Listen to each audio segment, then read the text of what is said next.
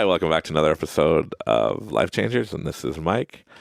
Today I want to talk about accountability because it's easy to not take accountability for anything. And that's one thing I've learned how to do. Maybe, I don't know, not that recent, but I don't know. We always blame somebody for something, and even if it's good, people will be like, well, I did this, so then therefore something good happened. But you got to understand that you did the work, you reap the rewards of the benefit, right? If you worked out, you start working out every day, and you get fit, hey, kudos to you. You put in the work. It's your accountability. Like, you did it, not the trainer, not the food diet you're on or anything like that. Is like you worked your butt off and got that done. And it also works the other way. Right? Like in my instance, in my last episode, you heard me talking probably about how, like, rock climbing, and I used to go paintballing all the time and stuff like that. So yeah, here's a little story about paintballing. I love paintballing. I haven't done it, I'm going to be honest, in about 20 years. That's how much I love it. And I work with a lot of, recently started working with paintball podcasts and paintball groups. And it's awesome. I love paintballing. I should get back into it. But you got to remember, I was young, and me and my buddy, we started around rock climbing time. I was around 14, probably like 13, 14. My buddy, his dad's like, have you ever been paintballing? I'm like, no. Because you got to understand, like, I'm going to talk a lot about my buddies and hanging out with them because they had money. I couldn't afford to do any of this stuff. So they treated me out. They're like, yeah, we're taking you paintballing. I'm like, yeah, this is awesome. Because when I was younger, as you know, grew up really poor, but we could all have debates who's the poorest, but we all have our experiences, and my experience was I wanted something. My dad says, sorry, couldn't afford it, I'm poor, and he'd verbally tell us how poor we are all the time and tell us how we're going to stay poor and stuff like that. But anyways, I digress. So we're out paintballing, and we were really good. I'm now, like, it's been about 3-4 years we've been doing it, so now I'm like 16, almost 17, and we used to go to this place in Quebec. Is on top of a mountain, and there's different, as you know, if you go paintballing, there's different trails, there's different sections. There's one that's like you're in the woods and there's rocks everywhere, and that's it. There's another one where it's literally just a big open field. You could see each other in ditches, but you can't shoot each other until you, like, just run at each other. And there's other ones where it's like obstacle courses, buildings, stuff like that. And people wouldn't like playing with us because we were good. So another group, people were like, hey, we want to join a group. And we're like, hey, you could always join us, like, because we're here every weekend playing. So come on and join us. And some of them were like, you guys are pretty aggressive. Yeah, it was just what we enjoyed it, running around, being fast. I like that. But anyways, one time the, I guess, like, Canadian police SWAT type guys were there. And they're like, yeah, we need to play against other people because the other team, for some reason, couldn't make it up today. But we booked a slot, so we came, and we figured if there's any other groups, can join us. And I was there with my buddy and a lot of our group. His dad was there, and a lot of other people at this point. Like, we kind of made our own little team. And I'm like, yeah, you could join us. We'll take it easy on you, Popo. And they're all, oh, yeah. I'm like, yeah, let's do this. So I'm like, you pick the terrain. He's like, okay, we'll do the buildings, capture the flag style. So there's buildings scattered throughout the place, tires, random stuff, and there's 2 tall, like, buildings, and there's flags in them. So the goal is you got to run across, take out people, take out the guy protecting the flag, get the flag, run it back to your side, and then you win. And I'm like, yeah, that's cool. We know this one. So we split up the 2 groups. Me and my buddy, I took a group. My buddy took another 5 people. I took 5 people. And we're all like, we talked about our strategy, how we're going to come from the sides and flank them. Like, it always works, right? When we play against other people that, I guess, weren't avid paintballers. And we're there, and I'm talking to my people, like, okay, guys, getting them all motivated before the whistle goes off. I'm like, we got this. They might be police officers, but it's been years since they probably been training and anything. Like, they're coming out here for fun. We're going to show them how it's done. Try to motivate everybody. And they're like, yeah, yeah. And I'm like, okay, the whistle blows, boop, goes off. And then I'm like, okay, I'm just going to poke my head out and we're going to tell everybody where to go. I literally just stick my head out and then all I hear is boo in my ear. And I pull my head in and I look over at people. I'm like, what's going on? You guys hear that? And they're like, I think you've been shot in the head. I'm like, what? So I put my hand up. I step out and I look out there. And they had a freaking sniper in the tower. It's just pecking off everybody. I look over at the other side. My buddies like thought he could just like, everybody just, as soon as the whistle went, they all started scattering, all taken out. I'm like, holy smoke. In 1 second, there's 4 of us left. I'm dead. Everybody else is dead. And there's 4 guys behind me. Then I'm like, well, good luck. So I started, walking away off the field, and then you hear the whistle blow that it's game over. And I'm like, wow, I didn't even make it to the rest point, and we're already wiped out. So then everybody we're all there, and then all the cops come back, and they're like, so you want us to take it easy on you? I'm like, oh, this is on. This is on. I was like, yeah, we're just, I'm not taking accountability at this point. I'm like, oh, yeah, we're just warming up. We're just like trying to see your strategy, blah, blah, blah, right? Anyways, and so then they're like, let's do it again. I'm like, yeah, same track. And then I looked at everybody. I'm like, guys, we're just going to rush them.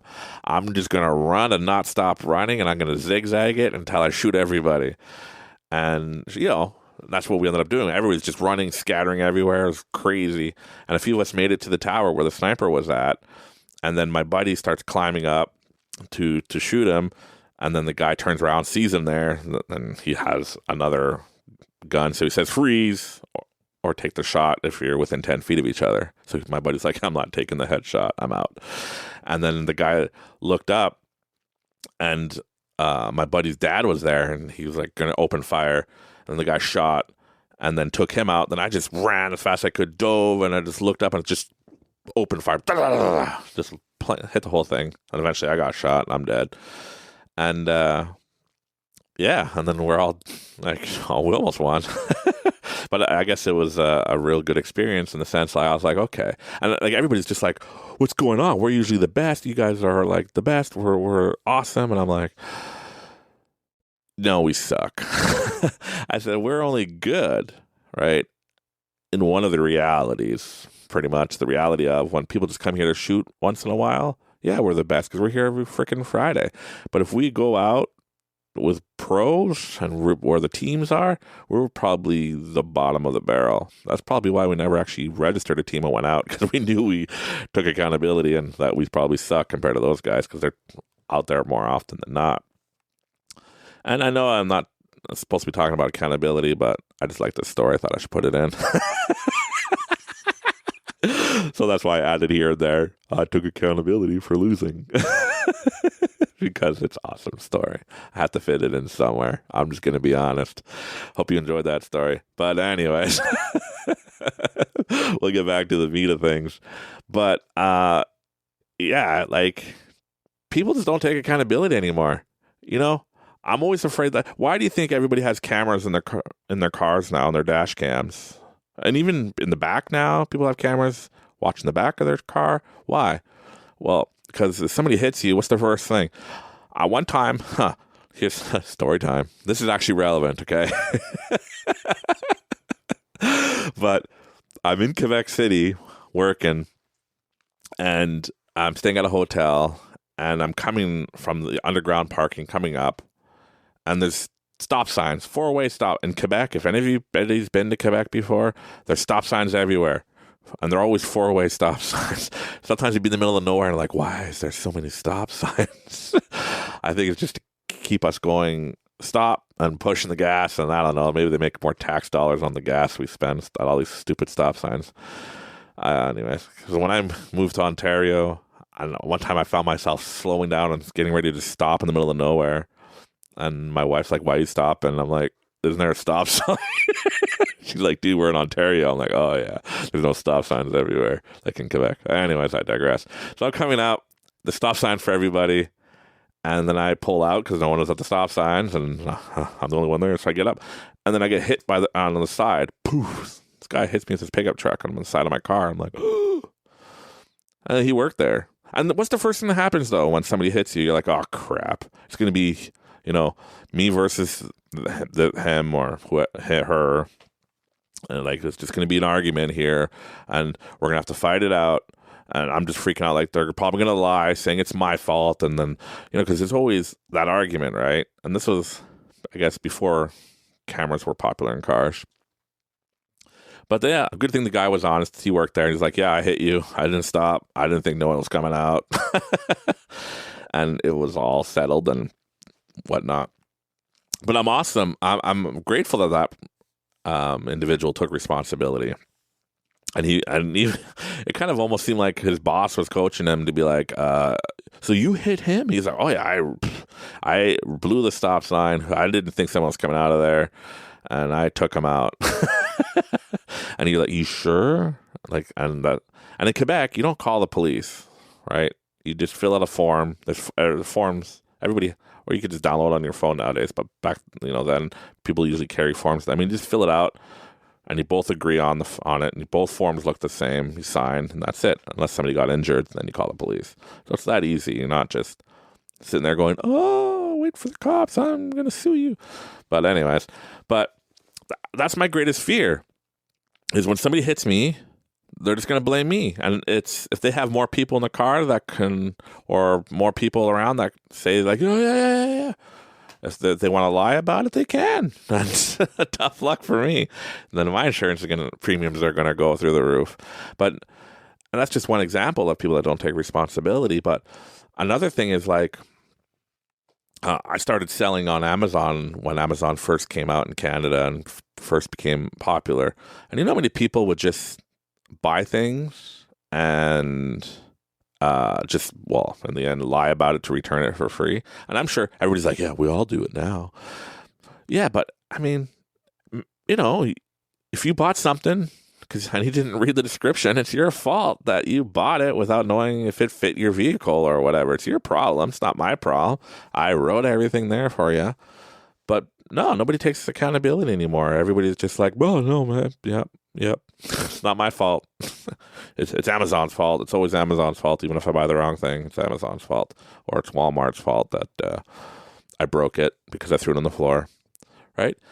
I just find that nobody takes accountability that, hey, you know what? I'm going to take accountability. I'm fat. I got big because it's not that I consciously chose to, but I subconsciously made decisions and I consciously made decisions, and now I'm a bigger guy. Hey, I understand that. I used to be like athlete, run, doing everything.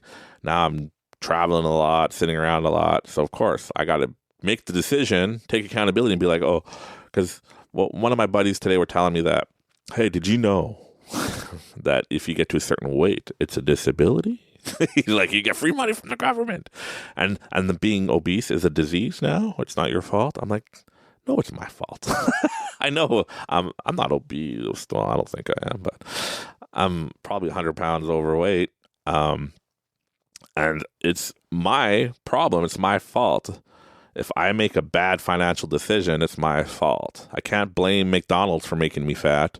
I can't blame the stock market crashing that I'm losing money. No, it's my decision, my choice. Like, if everybody just took responsibility and understand that there's responsibility to be had, then you'd be able to move on to the next aspect of life and creating your world and your personal reality. And that's what we're going to talk about in the next episode. So thank you very much for putting up with my long-winded story that had no point to this, but it's a good story nonetheless. And once again, this is Mike, and this is Life Changers. And remember, you're a work in progress. It takes one day at a time.